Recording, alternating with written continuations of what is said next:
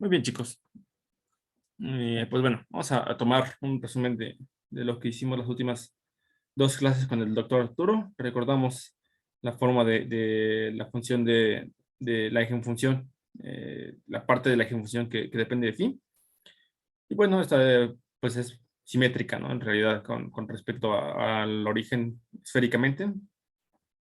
Y bueno, por ello la densidad de probabilidad de la ejecución completa no va a depender de phi, ¿no? Únicamente de R y de teta.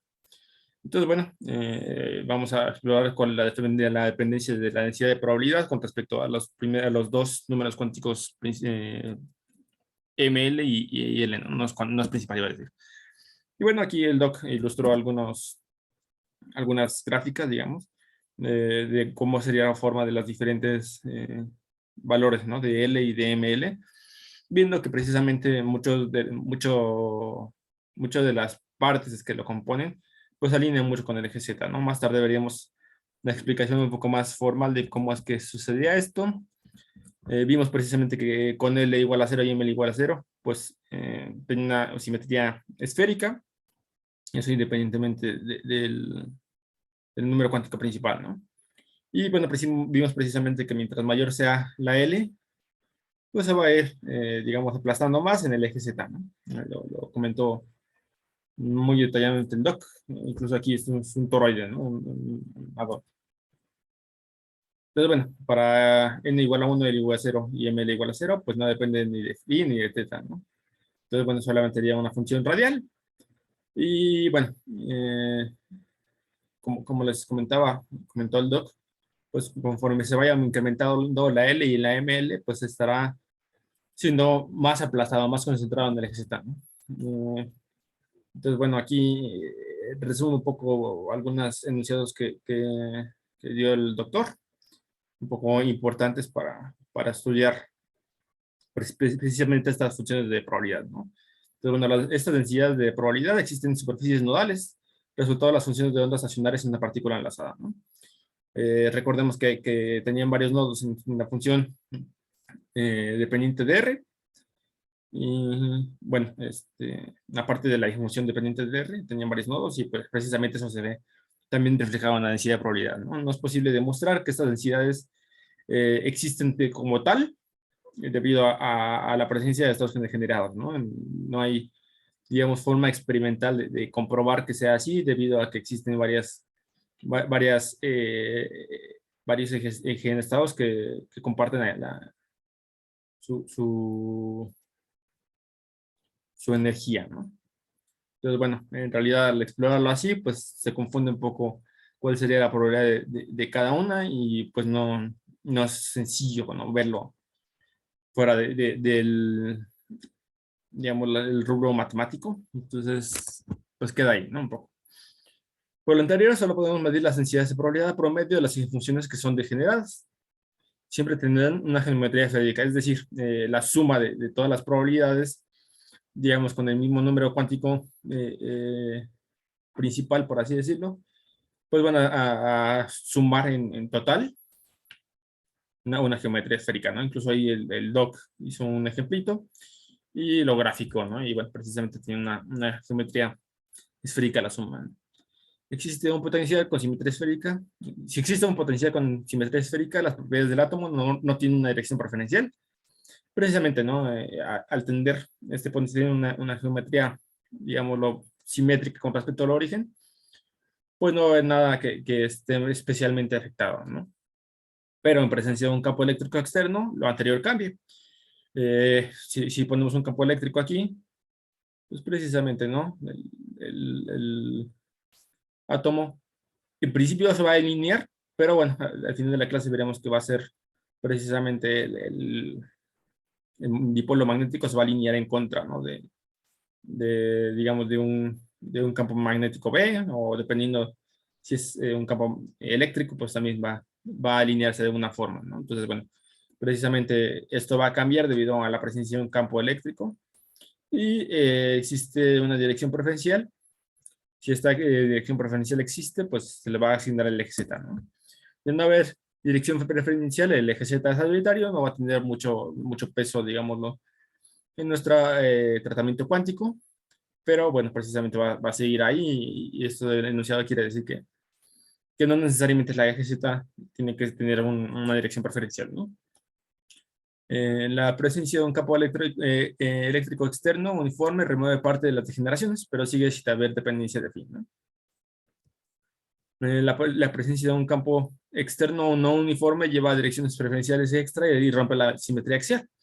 Entonces nos quiere decir que, bueno, precisamente al tener varios, digamos, si aquí tenemos, digamos, por ejemplo, varios campos magnéticos o eléctricos actuando, pues va a haber diferentes picos, ¿no? Por así decirlo, de comportamiento. Y pues ya no va a haber una geometría realmente, ¿no? Entonces, bueno, aquí empezamos ya, digamos, a explorar. Estas dos ecuaciones son, digamos, el sujeto de estudio de gran parte de lo que sigue de este repaso y de las clases que dio el doctor, ¿no? Precisamente llegamos a la conclusión de que L dependía del número cuántico L y LZ, digamos, el dipolo, perdón, el dipolo, el momento angular con dirección a Z depende precisamente del número cuántico ML, ¿no?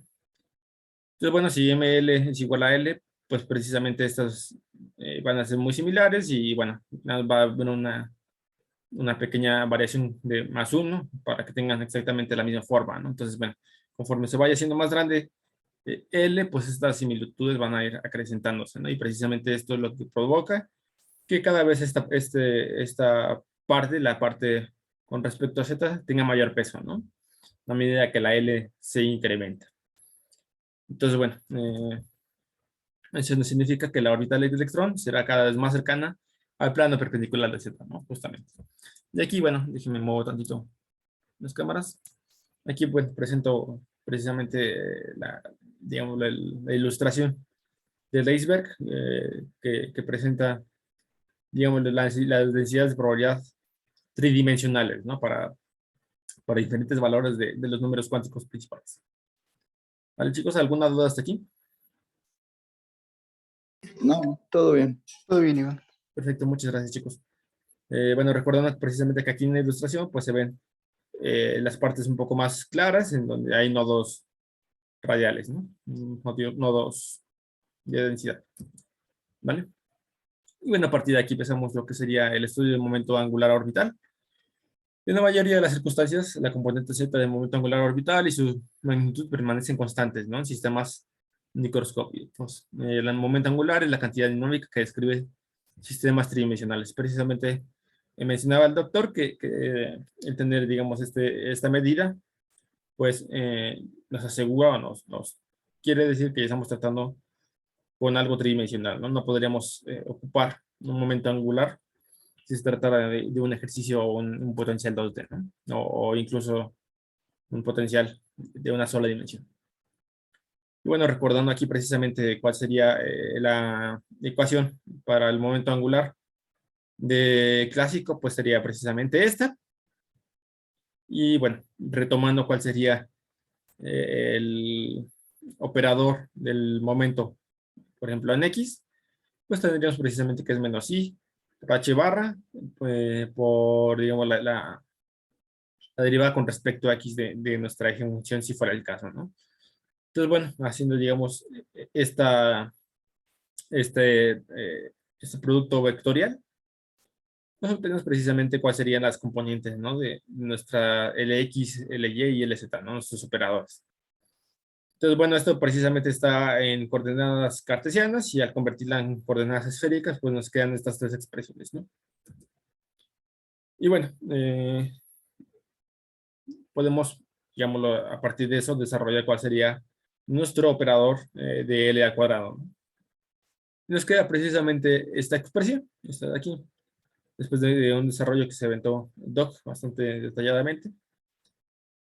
Bueno, esto no fue tan detallado, pero sí digamos, lo siguió, ¿no? Y bueno, llegamos precisamente que esta sería la expresión. Y bueno, al, digamos, encontrar cuál sería nuestro valor esperado del momento magnético en la componente Z, pues tenemos precisamente esta triple integral, ¿no? Donde ponemos el operador en medio de las funciones, como siempre. Y bueno, incluimos incluso el elemento de volumen, ¿no? Lo vamos a llamar random barra de tau y podemos escribirlo de una forma más sencilla, ¿no? Esto más que nada es notación para simplificar un poco las cuentas más tarde, ¿no? Entonces, bueno, después de desarrollar un poquito, pues podemos ver que el operador aplicado a una función va a ser precisamente el número cuántico ML por nuestra H barra por la función, ¿no? Entonces, una vez hecho esto, pues podemos precisamente aplicar el operador a nuestra función y, bueno, sacar la constante, ¿no? Entonces nos quedaría precisamente es nuestra constante por esta integral, pero justo como las funciones tienen que estar normalizadas, pues esto nos va a dar 1, ¿no? Y nuestro resultado de el valor esperado para el momento angular en la dirección Z va a ser precisamente el número cuántico ml por h bar. ¿Alguna duda hasta aquí, chicos? No, todo bien. No, Iván, todo bien. Perfecto, gracias, chicos. Bueno, aquí les dejo la ilustración que compartió el doctor de cómo pues cada vez va siendo más alineada nuestro momento angular completo con respecto a su componente en Z, ¿no? Variando cada vez más. Y bueno, por otro lado, precisamente al aplicar nuestro operador el momento angular al cuadrado en una función, vamos a obtener precisamente esta ecuación, ¿no? Esta parte. Y vamos a ver precisamente que esta expresión ya la habíamos visto, ¿no? Como recordarán al realizar al resolver la ecuación de Schrödinger, pusimos separación de variables, ¿no? Y precisamente habíamos obtenido justo esta expresión y la habíamos igualado precisamente a una constante, ¿no? Por nuestra función en teta, ¿no?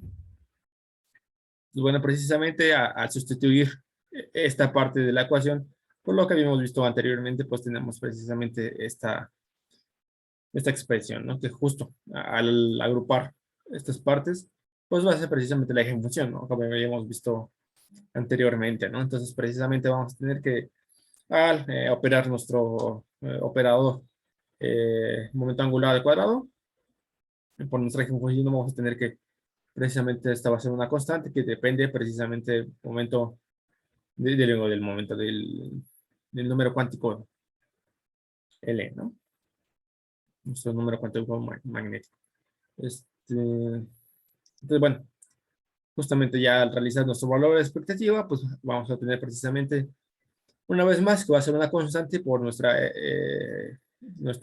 digamos, normalización, que va a ser precisamente 1, y vamos a tener la misma constante, ¿no? Déjenme borrar eso que quedó todo chico. ¿Vale? Y bueno, de aquí, bueno, ya hacemos un pequeño resumito de lo que hemos obtenido. Hemos obtenido las expresiones para nuestros valores de expectativa, para nuestra LZ y L al cuadrado, ¿no? L total al cuadrado. Y bueno, estos eran los valores que habíamos obtenido. Pero bueno, esto precisamente no nos asegura que estos dos sean, digámoslo, comprobables hasta ahora, ¿no? Entonces, bueno, nos abocamos más en el futuro de las clases a demostrarlo, ¿no? Ahora, dado que nuestra componente en Z del momento angular va a ser precisamente esta constante, el principio de incertidumbre, produce que la LX y la LZ estén determinadas, ¿no? En realidad, incluso el valor expectativa de ambas va a ser igual a 0, ¿no? No tenemos información al respecto. Entonces, bueno, considerado estados de un mismo valor de L, pues podemos hacer precisamente sustituyendo simplemente una expresión que nuestra momento angular entre el h barra va a ser precisamente esta constante, ¿no? Y bueno, aquí podemos ver que para cada estado es igualmente probable encontrar el vector de momento angular en cualquier parte del cono, ¿no? Que es simétrico al eje Z. Eso es, digamos, para diferentes valores de L, ¿no? Precisamente me parece que es para L igual a 2, con diferentes componentes de los otros, digámoslo, número cuántico de ML, ¿no?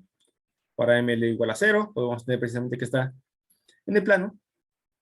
Y para los demás, pues tenemos, digamos, un cono en el que, bueno, es igualmente probable, va a ser uniforme, digamos, la probabilidad de encontrar precisamente el momento angular en cualquiera de las partes del cono, ¿no? Eh, sí, bueno, no voy a andar un poquito más al respecto. ¿Tienen alguna duda de eso, chicos? No, ahorita no, Iván, No. todo bien. Gracias, chicos. El número cuántico ML determina precisamente la orientación espacial del momento angular orbital, ¿no? No tiene, digamos, la dependencia de cuál va a ser la densidad de probabilidad de encontrar un átomo en el espacio, pero sí precisamente tiene, de él depende precisamente la orientación espacial del momento angular, ¿no?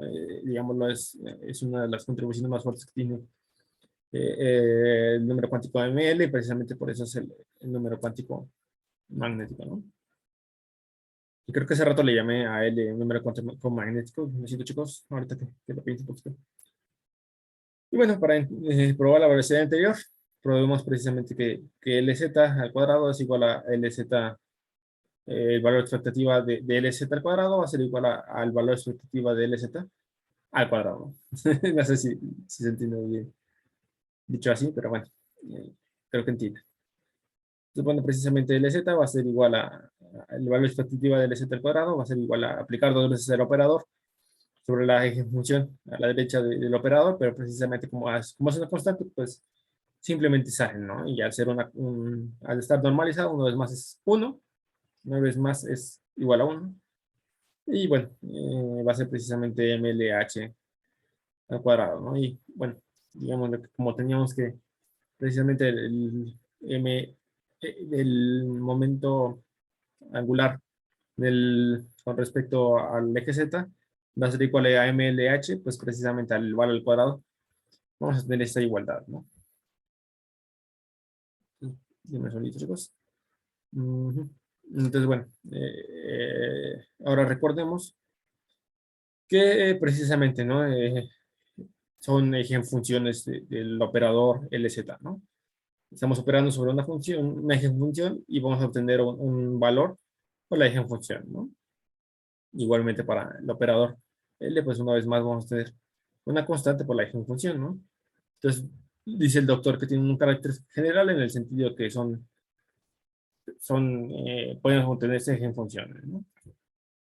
Y bueno, también recordamos en la clase que precisamente la ecuación de Schrödinger se podía ver como un operador, el operador hamiltoniano precisamente, que es el que tiene la energía mecánica, que incluso en la clase pasada les dije que siempre recordaban esto porque les iba a ser bastante importante en otros cursos, ¿no? Entonces, bueno, al aplicar el operador hamiltoniano sobre una función, pues vamos a tener las eigenfunciones, ¿no? Precisamente las eigenvalores, perdón. Entonces, sí, eigenfunciones, eigenvalores de la energía, ¿no? Multiplicadas por nuestra función de onda. ¿Vale, chicos? Entonces, bueno,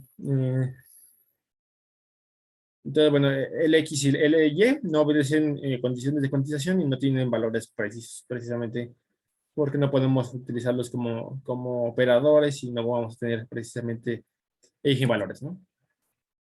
Y a partir de aquí empezamos a revisar lo que sería el momento magnético dipolar y el momento magnético del spin, ¿no? Recuerdas un poco clásicamente lo que sucedería para el torque ejercicio sobre un bucle que porta una corriente constante dentro de un campo magnético B, ¿no? Recordemos que incluso habíamos pintado al doc un circuito cerrado en el que, bueno, digamos que tenía una dirección, la corriente, y estaba dentro de un campo magnético B, ¿no? Entonces, bueno, habíamos quedado que la torca iba a ser igual a la corriente por el área, multiplicando vectorialmente a nuestro campo magnético, ¿no? Entonces, bueno, el vector de área se alineará justamente con el campo magnético, ¿no? Y bueno, de aquí podemos obtener un momento dipolar magnético, justamente para este ejercicio. Y vamos a tener precisamente que va a ser este valor, ¿no? Va a ser I por nuestro vector de área. ¿Vale, chicos? Y bueno, de aquí nuestro momento dipolar magnético multiplicado por nuestro campo vectorial magnético, podemos tener precisamente nuestra torque, ¿no? Bueno, precisamente recordando que el potencial, en este caso, en el caso en que está sumergido en un campo magnético, pues va a ser precisamente nuestro momento dipolar magnético por nuestra producto punto, es decir, un producto escalar de entre vectores del campo magnético, ¿vale, chicos? Entonces, bueno, ya ilustrándonos un poco de la parte, digamos, lo clásica, pues vamos a empezar a explorar más el rubro cuántico, ¿no? Aquí no es que es Q, ¿no? La corriente va a ser igual a la carga de nuestra partícula, que en este caso va a ser un electrón, entre el tiempo, ¿no? Y precisamente el tiempo va a ser el periodo que toma este electrón en dar, digamos, un periodo en su órbita. Entonces, precisamente vamos a tener que nuestro periodo va a ser precisamente 2pi por r, y nuestro electrón va a ser, digámoslo, ¿no? Sumergido en nuestra potencial. Entonces vamos a ver que la intensidad del dipolo magnético va a ser precisamente esto, que va a ser I por el área. Y vemos que precisamente nuestro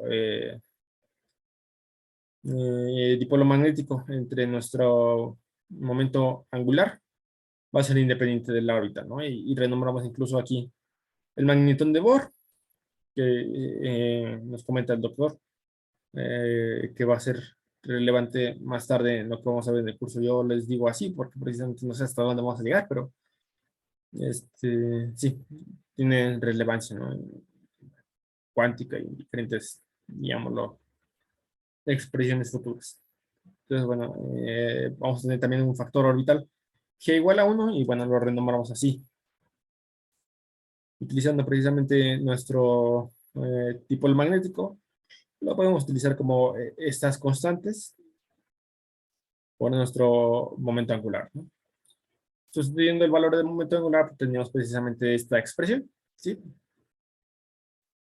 Ahora, digamos, lo componente Z de este dipolo magnético, vamos a tener precisamente, en lugar de sustituir por el momento angular, vamos a sustituir por el momento angular en el componente Z, que hemos tenido precisamente antes, ¿no?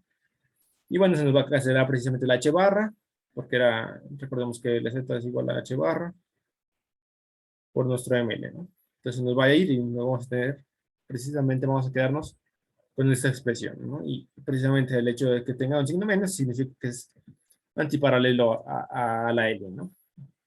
Aquí, chicos, les dejo una pequeña ilustración, aquí arribita, por si no lo ven, pues digamos, las similitudes que teníamos en un bucle de corriente de intensidad constante con una corriente de intensidad constante I, y precisamente lo que pasa con un electrón en órbita de Bohr con velocidad tangencial V, ¿no? Que precisamente aquí no les dije aquí que era el potencial, discúlpeme, es la velocidad tangencial precisamente que lleva el electrón, ¿vale? Ahora, el dipolo magnético no disipa energía, ¿sí? Eso quiere decir que ML no se puede alinear con beta, ¿no? Con beta, perdón, con nuestro campo magnético. Como vimos anteriormente y como les mencioné, vas a tener un campo magnético en esta dirección, pues nuestro dipolo magnético se va a alinear en contra, ¿no? Por así decirlo. Entonces no se puede alinear y es precisamente por esto que el vector MZ ejecutará un momento de precisión alrededor del vector del vector del campo magnético, perdón, permaneciendo el ángulo entre ambos y su magnitud constantes, ¿no? Aquí precisamente el doctor ilustró cómo sería precisamente esta precesión, en la que, bueno, el momento dipolar pues, va a estar rotando, ¿no? Alrededor del eje Z, digamos, perdón, del eje del campo magnético. Vamos a tener que precisamente esta rotación de precesión tiene que ver precisamente con la toque que ejerce campo magnético, ¿no? Sobre nuestro electrón, y vamos a tener precisamente cuál va a ser la frecuencia de precesión, ¿no? Podemos obtenerla a partir de estas expresiones, y sustituyendo vamos a encontrar que va a ser precisamente nuestro momento dipolar por nuestro campo magnético entre esta L, que esta L es diferente, ¿no? Esta va a ser, digámoslo, la longitud que tiene desde el centro, ¿no? Desde nuestro punto hasta nuestro electrón, ¿no? ¿Alguna duda hasta aquí, chicos? Aquí incluso le puse la precisión del Larmo, ¿no? Le puso el doc. Precisamente es el nombre que se llama. ¿Alguna duda, chicos? Todo bien, igual. Muy bien. Gracias, José. No, todo bien. Gracias, Dani. Perfecto. Bueno, ya para finalizar, chicos, vamos a ver muy rápidamente un repasito de cuál sería la notación de Dirac. Insisto, pueden revisar la clase que di en YouTube, pero vamos a tomar que este es como un pequeñísimo resumen, ¿no?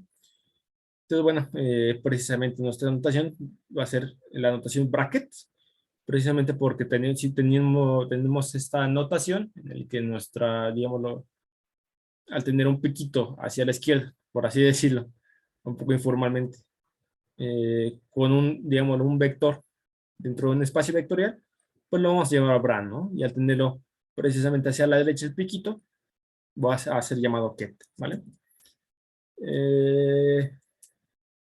La suma de dos, digámoslo, kets o Bra multiplicadas por una constante, pues va a pertenecer precisamente al mismo espacio vectorial, ¿no? El producto escalar va a ser la multiplicación entre un Bra y un ket, ¿vale? Por ahora no lo hemos visto utilizándolos con funciones, pero bueno, precisamente este va a ser su producto escalar, ¿no? Vamos a tener un escalar, y al voltearlos, digámoslo, hay un B, un Bra A y un ket B. Si los volteamos, un Bra B y un ket A, pues tendríamos que tener el complejo conjugado para que sea una igualdad, ¿no? Para que se le dé la igualdad. Entonces, bueno, también tiene un nulo, es decir, si el Bra B por el ket A es igual a 0 para cualquier ket A, eso quiere decir que nuestra Bra B va a ser el nulo multiplicativo, ¿no? Bueno, aquí si multiplicamos un Bra A por un ket A, siendo precisamente el mismo valor de asaz, si tenemos que es igual a 1, pues está precisamente el ket o el Bra A, como lo quieran ver, está normalizado, ¿no? Entonces, bueno, utilizando funciones de onda, podemos resumir, digámoslo, toda nuestra nomenclatura que utilizamos en el curso, utilizando la notación de bracket, ¿no? La notación de Dirac. Utilizando, por ejemplo, el bra de phi y el ket de psi, pues digamos, lo definimos, ¿no? Entonces, incluso lo voy a poner así como 3 rayitas, como precisamente la multiplicación del complejo conjugado del bra por nuestra función en ket, ¿no? Y precisamente va a ser la integral en todo el espacio de estas funciones, ¿no? Entonces, bueno, precisamente podemos reducir la notación, precisamente para eso sirve la notación de Dirac, ¿no? Y ya finalmente, chicos, digo, ese es un pequeñísimo resumen de lo más importante de la notación de Dirac, para que no estén tan, digámoslo, al vacío, en este sentido, sin ver siquiera la clase que di y está en YouTube, pues creo que con eso se puede defender un poquito, ¿no? En su clase de cuántica generalmente lo vuelven a revisar y lo ven un poquito más a detalle, como digámoslo, como una especie de recordatorio. Pero bueno, en cuántica ya usualmente todos los profesores utilizan la notación de Dirac, ¿no? Porque justo estar escribiendo todo es un poco tortuoso. Entonces, bueno, al operar, por ejemplo, un operador A, digámoslo, incluso lo voy a poner aquí con sombrerito, sobre un ket A, alfa, perdón, un operador alfa sobre un ket A, pues vamos a tener precisamente otro valor de este ket, ¿no? Va a ser un ket B, ¿vale? Y en general, si tenemos dos operadores, beta y alfa, pues se opera uno después del otro. No va a ser lo mismo que cambia los del lugar, ¿no? Entonces hay que tener mucho cuidado con el orden que tengan estos operadores. Y bueno, precisamente podemos utilizar esta notación para ver, por ejemplo, el valor esperado de x, ¿no? Utilizamos la función en forma de bra. Ponemos aquí nuestro operador en x, ¿sí? Y vamos a estarlo encerrando con nuestro get de nuestra función función, ¿no? Precisamente esto querrá decir que va a estar el complejo conjugado en nuestra función función y luego va a estar el operador x operando justamente sobre nuestra función sí, ¿no? Entonces, bueno, esta notación nos simplifica un poco escribir todo esto. Si se dan cuenta, pues tampoco es tanto, pero a la larga, pues sí, ¿no? Sí puede simplificar mucho. Muy bien, chicos, ¿alguna duda?